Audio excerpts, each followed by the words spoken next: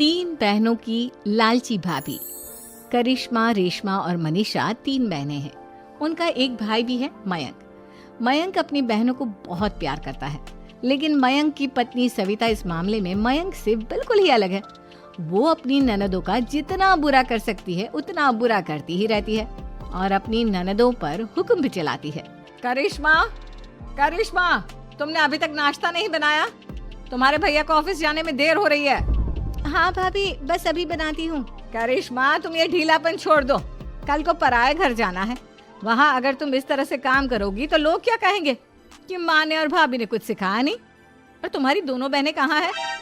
अब रेशमा मार्केट गई है और मनीषा सो रही है। क्या? सुबह के 8 बज रहे हैं और ये महारानी अभी भी सो रही है? ये कहते हुए सविता अपनी सास दुर्गा देवी के पास जाती है। माँ जी, देख रही हो अपनी बेटियों के तौर तरीके? क्या हुआ बहू, सुबह सुबह क्या कर दिया मेरी बेटियों ने? अरे एक तो अभी अभी उठकर किचन में गई है, दूसरी सुबह सुबह बाहर चली गई और तीसरी अभी तक सो रही है। क्या करूं मैं इन तीनों का? मैं तो परेशान हो गई हूँ। जा जाकर उठा उसे और रेशमा से मैं बात करती हूँ। सविता सीधा मनीषा के कमरे में जाती है और उससे कहती है, महारानी जल्दी उठो, सूरज सर पर आ गया है। भाभी थोड़ी देर और सोने दो ना, मैं रात को लेट सोई थी। वो क्या ना, यूनिट टेस्ट चल रहे हैं। शराफत से उठती है या नहीं, या फिर पानी की भरी बाल्टी डालूं तेरे ऊपर? नहीं नहीं भाभी, मुझे बिस्तर में नहीं नहाना, उठती हूँ मैं। मनीषा जल्दी से उठकर बाथरूम में चली जाती है। सभी आराम से बैठकर नाश्ता कर रहे होते कि तभी रेशमा बाजार से हाथ में सामान लिए आ जाती है। रेशमा को देखते ही सविता उस पर बरस पड़ती है।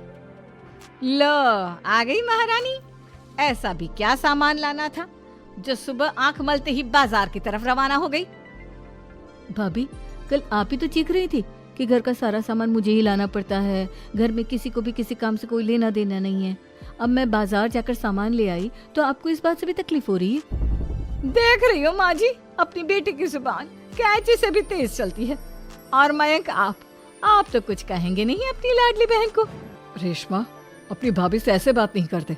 चलो माफी मांगो। भैया, मैं क्यों माफी मांगू? आप भाभी से बोलिए ना कि हम पर कम हुक्म चलाया करे। हम इस घर की बेटियां हैं और आपकी पत्नी की ननद है, नौकरानी नहीं। लो कर लो बात। इनकी भलाई के लिए कुछ भी बोलो तो इन्हें बुरा लग जाता है। इस घर में यही इज्जत है मेरी। देख लो माँ जी, आपकी बेटी किस लहजे में मुझसे बात कर रही है। सविता वहाँ से चली जाती है। मयंक को बहुत गुस्सा आता है, वो भी वहाँ से चला जाता है।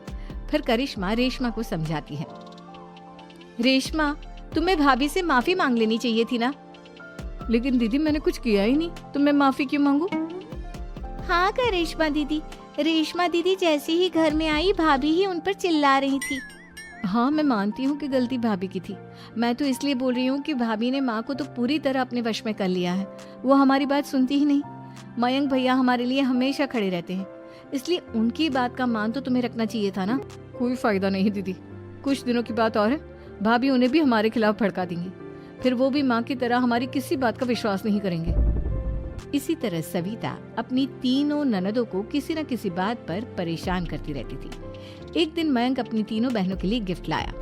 करिश्मा, ये तुम्हारे लिए हार का सेट। रेशमा, तुम्हारे लिए सुंदर सी ड्रेस। और मनीषा, तुम्हें किताबें पसंद है ना, तुम्हारे लिए किताबें लाया हूँ। थैंक यू भैया। थैंक यू भैया। थैंक यू भैया। करिश्मा, तुम्हारा नेकलेस कितना सुंदर है। ये भैया कहाँ से ले आए होंगे? मैंने भैया को 3 दिन पहले फोन पर ये डिजाइन दिखाया था और आज भैया ये ले आए। सविता तो अपनी ननदों के गिफ्ट्स देखकर जल गई और करिश्मा का नेकलेस तो उसे भी बहुत पसंद आया था। अपनी बहनों के लिए कितना अच्छा नेकलेस लेकर आए हैं, मुझे कभी कोई गिफ्ट नहीं दिया। मैं आज ही ये हार चुरा लूंगी। रात में सविता करिश्मा का हार चुरा लेती है और इसी तरह उसे अपनी ननदों की जो भी चीज अच्छी लगती वो उसे मांगती नहीं, बल्कि रात के अंधेरे में चुरा लेती। इसी तरह दिन बीतते गए और सविता ने मयंक के दिल में भी उसकी बहनों के लिए नफरत पैदा कर दी। एक दिन मयंक ने करिश्मा और रेशमा के लिए रिश्ता देखा और ये बात उसने घर में सबको बताई। माँ, करिश्मा और रेशमा के लिए बहुत अच्छा रिश्ता आया है। वो लोग कल इन्हें देखने आ रहे हैं। आप और सविता मिलकर सारी तैयारी कर लेना। ये सुनकर करिश्मा और रेशमा खुश हो जाती हैं, लेकिन सविता सोचती है, अगर इन दोनों बहनों की शादी हो गई तो घर और बाहर का काम कौन करेगा? मनीषा तो एक नंबर की कामचोर है, उससे तो किसी बात